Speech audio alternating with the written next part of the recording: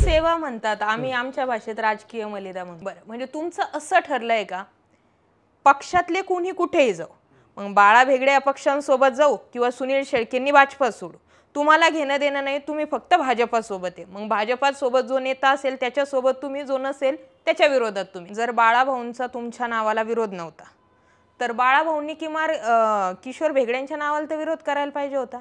आज तुमच्याच पक्षातून एक व्यक्ती अपक्ष तुमच्याच विरोधात उभा राहतो आणि जे इथे मावळमध्ये पक्षश्रेष्ठीची किंवा नेत्याची भूमिका घेतात ते बाळा भेगडे बघायच्या भूमिकेत जातात. यामुळे तुम्हाला असं वाटत नाही की पक्षातून आव्हान उभं केलंय? त्यांना भाजप माहितीच नाही, भाजपचे कार्यकर्ते माहिती नाहीत, भाजपचे संस्कार, भाजपचे निष्ठा आणि भाजपवर प्रेम करणारे मतदार हे त्यांना माहीत नाहीत. असून मुळात युती हा विषय फक्त दाखवण्याचा भाग आहे का, हा माझा पहिला प्रश्न. दुसरा मुद्दा, बाळा भेगडे वरवर दाखवतायत का की नाही माझं हे जे काही बंडखोरी घडते किंवा जे काही विरोधात जातात यात माझा काही हस्तक्षेप नाही, खाली ग्राउंडवरती लोक माझं ऐकत नाही आणि आतून सगळे जे काही पडद्यामागचे कलाकार आहेत ते बाळा भेगडेच आहेत का? बाळा भेगडेंचा सख्खा भाऊ उभा आहे तिथे सुनील शेळके उमेदवार देत नाही आणि जिथे सुनील शेळकेंचा भाऊ उभा आहे तिथे बाळा भेगडे उमेदवार देतात. मग हे कसा फॉर्म्युला? म्हणजे आम्हाला बातम्या करायला किमान आम्ही जर म्हणलो तळेगाव दाभाडेची युती तर मग ती कशी हे आम्हाला समजून सांगा. किशोर भेगडे या नावाला महत्व आलंय बापू भेगडेंमुळे. जर पिक्चर मागं बापू भेगडे ऍक्टिव्ह झाले तर मग तुमचं नियोजन कसं? प्रियंका बारणे शिंदे गटाचे आहेत, सुनील शेळके राष्ट्रवादीचे आहेत, भेगडे भाजपाचे आहेत, हा आरपीआय सरसगट सगळे तुम्हाला पाठिंबा देते. विषय काहीतरी असायला पाहिजे.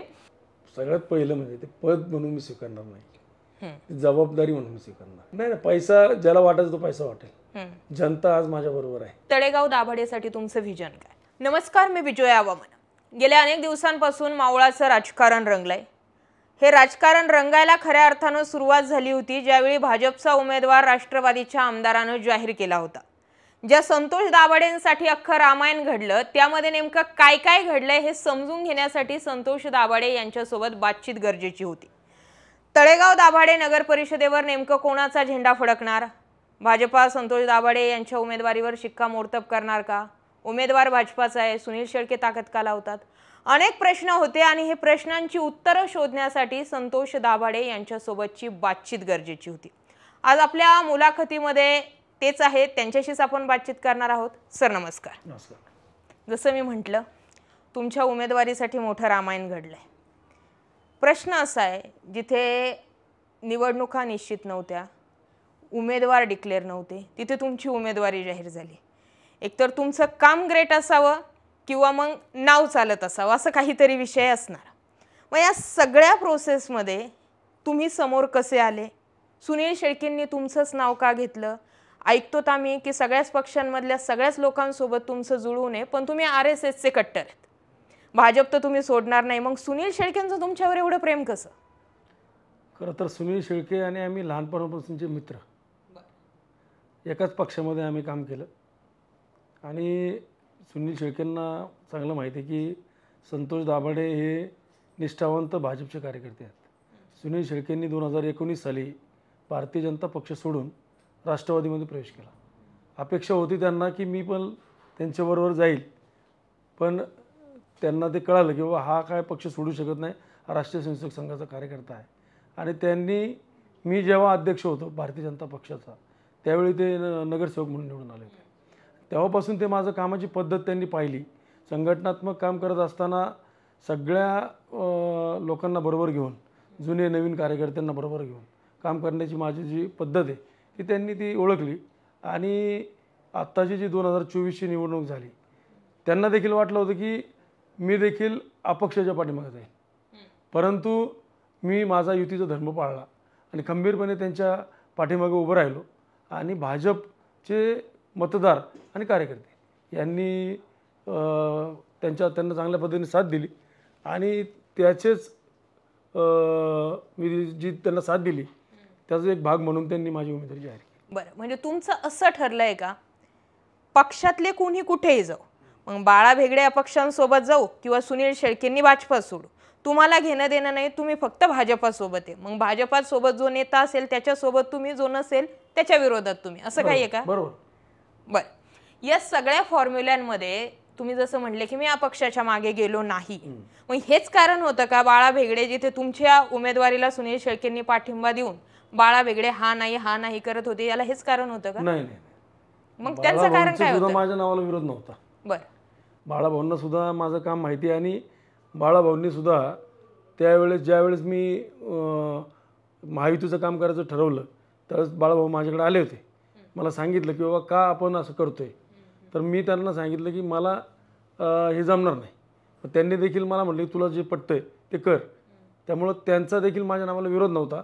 परंतु आता काही राजकीय घडामोडी असतात त्याच्यामध्ये बाळाभाऊंना वाटलं असेल की आपल्या पक्षातला नगराध्यक्षाचा उमेदवार दुसऱ्या पक्षातला माणूस कसं काय ठरू शकतो, हा तो विषय झाला.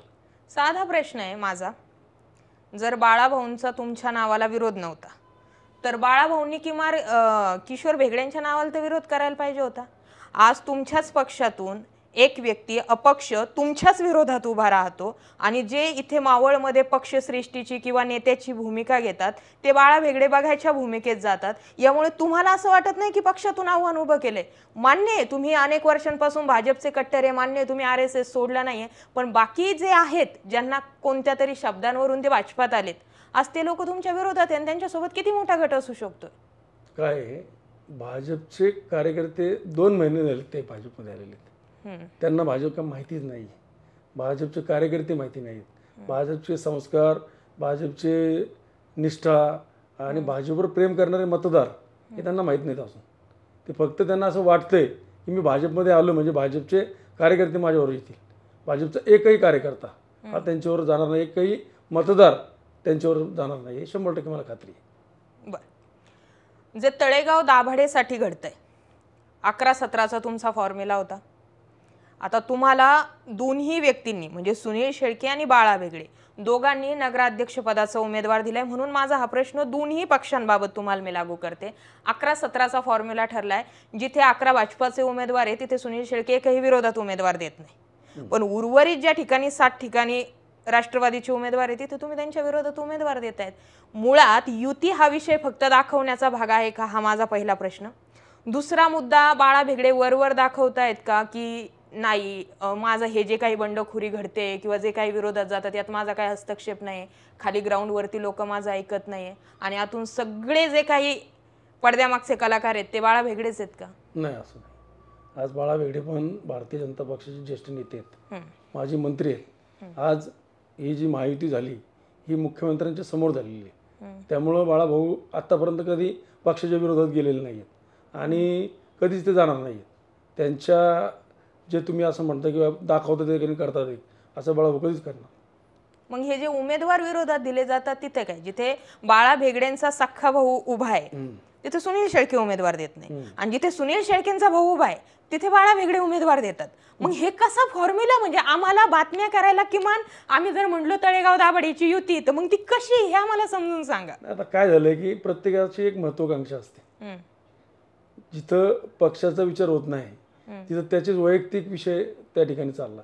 त्यामुळं काही ठिकाणी वैयक्तिक विचार करून काही आमचे भाजपचे कार्यकर्ते उभे राहिलेले आहेत. त्यामध्ये बाळा भेगडे किंवा आमच्या श्रेष्ठींचा कुठलाही संबंध नाही. श्रेष्ठी आज आमचा प्रचाराचा नाळ पडणार, सगळे येणार आम्ही. बरं, चला ठीक आहे. आता ह्या मुद्द्याला मी मानून चालते आणि खूप ह्या मुद्द्याला घेत नाही, कारण मी जसं म्हटलं युती आहे कुठं आणि नाही कुठं हा अजून पत्रकारांनाही प्रश्न समजलेला नाही आणि उत्तरही भेटलेलं नाही. तुम्ही सांगतात एक फडणवीसांसमोर घडलं, एक मी सुनील शेळकेंना हाच प्रश्न केलता की तुम्ही पंच घेऊन बसा, ते म्हणले आम्ही आता पंच घेऊन बसतो, कारण यात खरंच काही उत्तर भेटत नाही. पण ज्या पदासाठी तुम्हाला उमेदवारी मिळाली, खरं तर ते पद तुम्हाला मिळाल्यानंतर एक व्हिजन असणं गरजेचं आहे. तळेगाव दाभाडेसाठी तुमचं व्हिजन काय? सगळ्यात पहिलं म्हणजे ते पद म्हणून मी स्वीकारणार नाही, जबाबदारी म्हणून मी स्वीकारणार. मी एक संघाचा हाडाचा कार्यकर्ता आहे आणि आत्तापर्यंत मी इतकं काम केलं आहे म्हणजे कधीही कुठल्या उद्दिष्ट ठेवून मी कुठलं काम केलेलं नाही. संघटनात्मक म्हणा किंवा सामाजिक म्हणा, सांस्कृतिक क्षेत्रात, क्रीडा क्षेत्रामध्ये, धार्मिक क्षेत्रामध्ये आणि वैद्यकीय क्षेत्रामध्ये या अतिशय चांगल्या पद्धतीचं काम केलं आहे. त्यामुळं लोकांचा देखील माझ्याकडे बघण्याचा जो दृष्टिकोन आहे तो किंवा हा कार्यकर्ता पूर्ण वेळ देऊन चांगल्या पद्धतीचं काम तळेगाव शहरामध्ये उभं करू शकतो. आता माझा एक आता समजा जो विकास आहे त्यात आपण पाहिलं की तरुणांना आत्ता गरज काय की ग्राउंडची गरज आहे, स्विमिंग टँकची गरज आहे. स्विमिंग टँक तळगावमध्ये एकच आहे. त्या ठिकाणी ती स्विमिंग टँक अनेक लोकांना नागरिकांना परवडत नाही. त्याची फी जी आहे ती खूप आहे. मग पहिलं मी स्विमिंग टँक करणार आहे आणि एक चांगलं 100 बेडचं हॉस्पिटल मी त्या ठिकाणी करण्याचा प्रयत्न करणार आहे. परत आपल्या शहरामध्ये सांस्कृतिक क्षेत्रामध्ये काम करणारी अनेक मंडळी आहेत, कलाकार खूप आहेत. आत्ताच मी एक सांस्कृतिक कार्यक्रम घेतला होता. तर दरवर्षी सरसेनापती उमेश दाभाडे सांस्कृतिक महोत्सव हा मी त्या ठिकाणी घेणार आहे. तळेगावमध्ये क्रीडा क्षेत्रामध्ये खेळणारे विद्यार्थी आणि खूप असे खेळाडू आहेत की त्यांना वाव मिळत नाही. मी निवडून आल्यानंतर क्रीडाचा एक महोत्सव घेणार आहे मोठा. त्यामुळे त्या माध्यमातून आपल्या तळेगाव शहरामधले जे खेळाडू आहेत त्यांना देखील वाव मिळेल. आणि बाकीच्या ज्या वैद्यकीय क्षेत्रात आहे त्या देखील मी आत्ता सरसेनापती उमेश दाभाडे सेवा प्रतिष्ठानच्या माध्यमातून रक्त लघवी किंवा बॉडी चेकअपचं जे काय असतं त्याच्यामध्ये जवळपास 25,000 लोकांना सेवा दिलेली आणि त्या माध्यमातून जवळपास 1.5 ते 2 कोटी रुपये लोकांचे वाचलेले आहेत. त्या अशा पद्धतीने माझं या ठिकाणी काम चालतंय. तळेगाव म्हटलं की MIDCचा भाग येतो. अनेक गोष्टी आहेत की जसा बॅकलॉग राहिलाय. तर असं नाही वाटत का की सत्ता आपली होती, आमदार आपलाच होता, युतीचा विचार केला तर तरीही आपापसातील गटतटाच्या राजकारणामुळे, तुमच्या एकमेकांच्या वादामुळे, तुमच्या म्हणजे पक्षाच्या, तर या सगळ्या गोष्टींमुळे हा विकास खुटलाय. आणि जसं आता युती आघाडी ह्या गोष्टी करतायत, कुठेतरी तुम्हाला इथं जुळवून घेणे, तर ते जुळवून घेण्याच्या प्रक्रियेत तुम्ही कुठे भाग घेणार की नाही घेणार? वैयक्तिक म्हणता येईल. वैयक्तिक मीच जुळवतो ना सगळं आता. अच्छा. जुळवण्याचं काम जे आहे ते आमचे वरिष्ठ नेते आहेत, ते मी आहे त्याच्यामध्ये, मी 100% त्याच्यामध्ये सहभागी आहे. मी आत्ता फक्त काय झालं की मी उमेदवार असल्या कारणानं मी पिक्चरमध्ये कुठं आलो नाही, कारण की कुणी नाराज नको व्हायला. कारण ह्याच्यामध्ये सगळं चांगलं झालेलं आहे, सगळ्यांना संधी मिळालेली आहे. पुढच्या काळामध्ये 2.5 वर्षाचा देखील फॉर्म्युला या ठिकाणी चांगला झालेला आहे. म्हणजे आपल्याला सेवा करण्याची संधी 2.5 वर्षांनी परत अनेक जणांना मिळणार आहे. चांगला विषय झालेला आहे त्याच्यामध्ये. बरं, माझा पुढचा प्रश्न असा आहे की माझा प्रश्न हा होता की मुळात तळेगाव दाभाडेसाठी युतीच करायची, ही परिस्थिती मुळात यासाठी आली की तुमच्या इथली ज्या ज्या वेळी निवडणूक लागते त्या त्यावेळी पार हाणामाऱ्यापर्यंत गुन्हेगारी गोष्टी, पोलीस यंत्रणा, सगळ्यांना कामाला लागावं लागतं. मला प्रश्न हा आहे की जर ह्या तळेगाव दाभाडेमध्ये, म्हणजे मी नगराध्यक्ष म्हणत नाही, उमेदवारी मिळवण्यासाठी मग तो नगरसेवक का असेना, असं इथं नेमकं काय, इथं निधी किती येतो, इथे कुठल्या कुठल्या गोष्टी आहेत की ज्या गोष्टींमुळे इथल्या उमेदवारांचं तळेगाव दाभाडेची निवडणूक लागली की जास्तीचं प्रेम उफाळून येतं? पहिल्यापासूनच तळेगाव शहर हे राजकारणाच्या दृष्टिकोनातून केंद्रस्थान राहिलेलं आहे. तालुका असेल, जिल्हा असेल, राज्य असेल, राज्यात काम करणारे आमचे नेते आहेत. आमचे गणेशतात्या भेगडे असले महाराष्ट्र राज्यामध्ये किसान मोर्चाचे अध्यक्ष म्हणून त्यांनी काम केलेलं आहे. बाळाभाऊ राज्यामध्ये भारतीय जनता पक्षाचे उपाध्यक्ष सरचिटणीस म्हणून त्यांनी काम केलं. माजी राज्यमंत्री आहेत आणि आमदार सुनील शेळके देखील, कृष्णराव भेगडे साहेब असतील, असे अनेक मंडळी जी आहेत ही मोठ्या पदावर त्यांनी काम केलेली मंडळी आहेत. त्यामुळे ह्या तळेगाव शहरामध्ये प्रत्येकाला काही ना काहीतरी महत्त्वाकांक्षा आहे की मी कुठेतरी नगरसेवक झालो पाहिजे, माझ्याकडनं काहीतरी सेवा घडली पाहिजे. सेवेसाठीच खऱ्या अर्थानं सगळेच, म्हणजे मी असं कुणावर टीका करणार नाही की कोण पदासाठी काय करते. सेवा म्हणतात, आम्ही आमच्या भाषेत राजकीय मलिदा म्हणतो. तुमची भाषा आता पत्रकारांची भाषा तशीच असते, पण आम्ही करत असताना निर्मळ मनाने, मी तरी स्वतः निर्मळ मनाने ही सेवा म्हणून समजतो. नाही, इथे विषयच खूप अवघड आहे. उमेदवारी मिळाली की आमदार पळतात, पक्षश्रेष्ठी पळतात, पण कार्यकर्ते ऐकत नाही. म्हणजे कार्यकर्त्यांकडे पॉवर किती असा प्रश्न आमच्यासारख्या लोकांना पडतो. कार्यकर्ते आहेत ना, कार्यकर्त्यांना प्रत्येकाला स्वतःचा अधिकार आहे. बरं, त्यामुळे ते त्यांच्या पद्धतीने करतात. समजावण्याचा प्रयत्न झाला पण काही लोकांनी ऐकलं नाही, मग त्याला आपण काय करू शकत नाही. बरं, जे मी म्हटलं तुमच्या विरोधात तुमच्याच पक्षातून बंडखोरी करणारे उमेदवार म्हणजे किशोर भेगडे. किशोर भेगडे या नावाला महत्त्व आलंय बापू भेगडेंमुळं. जर पिक्चर मागं बापू भेगडे ऍक्टिव्ह झाले तर मग तुमचं नियोजन कसं? नाही, ते ऍक्टिव्ह जरी झाले तर ते त्यांचा प्रचार करतील, मी माझा प्रचार करेल. माझ्याबरोबर राष्ट्रवादी आहे, भाजप आहे, भाजपचे नेते आहेत, राष्ट्रवादीचे नेते आहेत. त्यामुळं ते जरी ऍक्टिव्ह झाले तर ते त्यांचा प्रचार करणार ना. त्यांना ते उभे राहिले म्हणलं प्रचार तर करायला लागणार त्यांना. बरं. लोकांनी तुम्हालाच निवडून का द्यावं यासाठी मला कुठलेही 5 कारणं सांगा. आम्हाला माहिती आहे तुमचं स्वच्छ प्रतिमा आहे, वादात नाही आहे, गुन्हेगारी पार्श्वभूमी नाही आहे, पण लोकांना व्हिजन लागतं. तर तुमचे 5 प्लस पॉईंट आम्हाला सांगा की ज्यासाठी तुम्हाला ही संधी दिली पाहिजे. मी एकतर सहज उपलब्ध होतो, बरोबर, आणि 24 तास प्रत्येक व्यक्तीला मी ओळखतो तळेगावमधल्या. संघाच्या माध्यमातून, भाजपच्या माध्यमातून आणि अनेक सेवाभावी प्रतिष्ठानच्या माध्यमातून असेल, शाळा असेल आमची, त्याच्या माध्यमातून मी अनेक तळेगाव शहरामध्ये काम केलेले आहे. क्रीडा क्षेत्रात काम केलेलं आहे, सांस्कृतिक क्षेत्रात काम केलेलं आहे, धार्मिक क्षेत्रात काम केलेलं आहे. त्यामुळं मला निवडून जर दिलं तर मी या सगळ्या क्षेत्राला न्याय द्यायचं काम करेल. नुसतंच विकास, आमदार सुनील शेळके तर विकास करतातच आहे, त्यांच्या बरोबरीने दुसरं काहीतरी विजन तळेगावला असलं पाहिजे की आपण ज्या क्षेत्रात आता लहान मुलं आहेत त्यांना संस्कार घडले पाहिजे, संस्कार वर्ग त्या ठिकाणी घेतले जातील. त्याच्यानंतर आपले विद्यार्थी आहेत, त्या विद्यार्थ्यांना स्पर्धा परीक्षांचा कुठंतरी अभ्यासक्रमचा उपलब्ध करून दिलं पाहिजे. अशा क्षेत्रात मी काम करेन. बरं.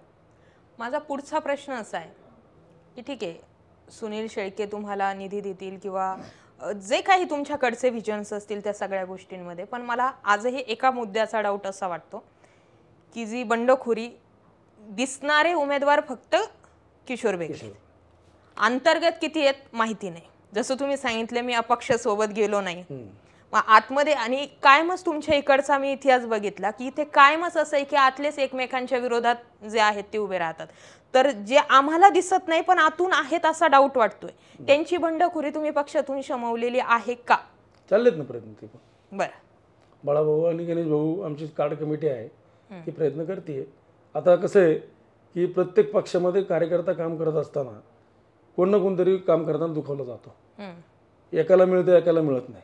ज्याला मिळत नाही तो नाराज होतो, ज्याला मिळतं तो खुश होतो.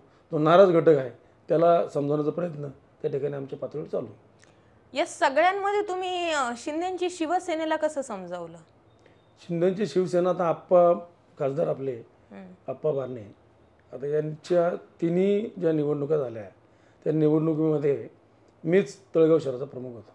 बरं. अध्यक्ष मी जवळपास 7 वर्ष या तळेगाव शहराचा अध्यक्ष होतो. त्यांच्या पसंतीचे उमेदवार तुम्हीच आहेत? हो, त्यांनी डिक्लेअर केलं ना. त्यांच्याकडे काही लोक गेली होती की आम्ही तुमच्याकडे येतो आणि आम्हाला शिंदे सेनेची उमेदवारी द्या म्हणून. त्यांनी मला फोन केला, असं असं आहे. तर मी म्हणलं तुमचं मत काय?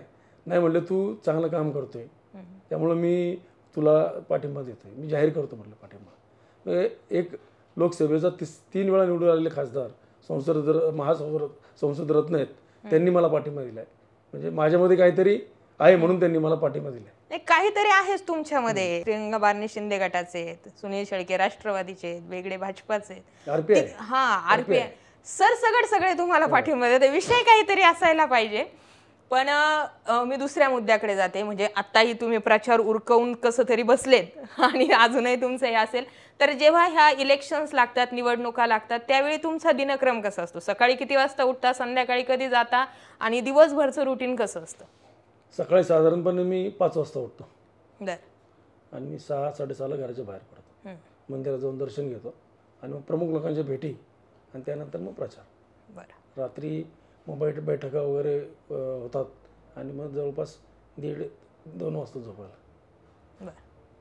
तुमच्याकडे तळेगाव दाभाडे MIDC आहे जवळच. इकडे कॉन्ट्रॅक्टर टेंडर हा विषय खूप जास्त चालतो. जेव्हा विधानसभा लागले होते त्यावेळी आरोप हे होत होते की सुनील शेळके फक्त त्यांच्या जवळचे लोक धरतात, त्यांनाच टेंडर देतात, त्यांच्याच जवळचे, असं तसं बरंच काय झालं.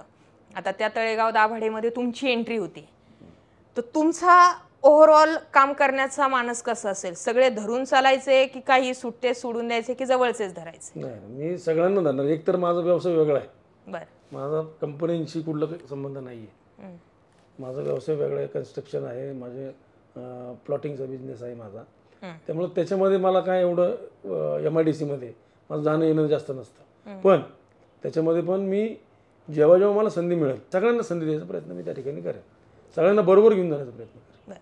शेवटचा प्रश्न माझा, लोकांनी तुम्हाला निवडून देण्यासाठी तुम्ही लोकांना काय आवाहन करणार?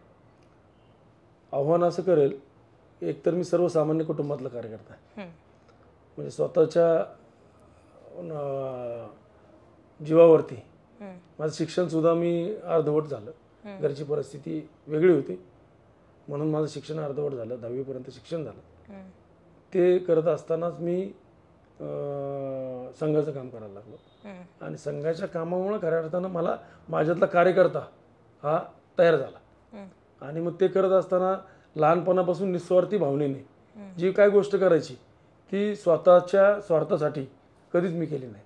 माझ्याकडनं एखाद्याचं काम झालं नाही तरी चालेल, पण कोणाच्या कामामध्ये मी कधी आलेलो नाही आहे. प्रत्येकाचं मी आहे तसंच राहिलो, पण कोण काय करतंय, कोण कुठे मोठं झालंय, जर मोठं झालं तरी मला आनंदच झालाय.